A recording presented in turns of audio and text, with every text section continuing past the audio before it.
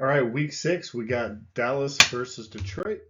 So the line has Detroit favored by 3.5 points. I'm going to take Detroit. The model definitely favors Detroit. We'll walk through this. The model has Detroit winning 70% of the time, which correlates to about a 5.5 to 6 point spread. So, and then when you look at the raw numbers, 30 to 21. And that doesn't seem too terribly outside of the realm of highly likely, if you ask me.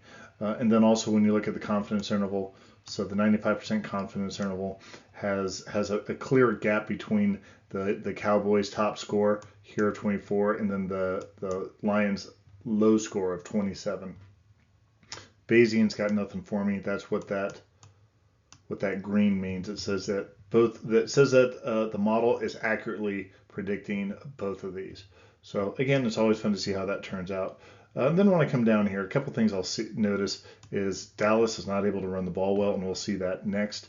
And then Dallas has won their last 2 games. But I tell you what, I mean, man, when you're winning with 20 flipping points, and you're the Dallas Cowboys, and you just signed Dak Prescott to God knows how much, you got to be expecting more than that. And then meanwhile, Detroit's coming off of a off week. Their last game they put up 42 points.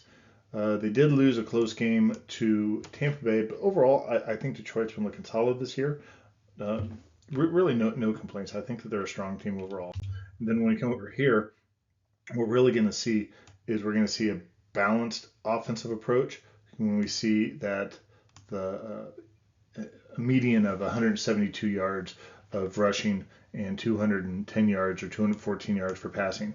That's a pretty balanced attack, and that's one of the things that as we see how the model tends to show, and I think common sense would say this as well, being able to have a balanced attack between your rushing, your passing game is going to be more productive than having an unbalanced, even though you've got a high number of passing yards. Now, granted, it depends on what those passing yards look like. So that's one of the things that we're going to come over here and look at is explosiveness. Dallas is not a particularly explosive team. We see a lot more of this. Definitely see a click higher, 3 to 5 big plays as opposed to 2 to 4. And then we just see a little bit more of this activity in that upper end. It seems to me as though when you see more of these outliers and at the upper end, you kind of go, okay.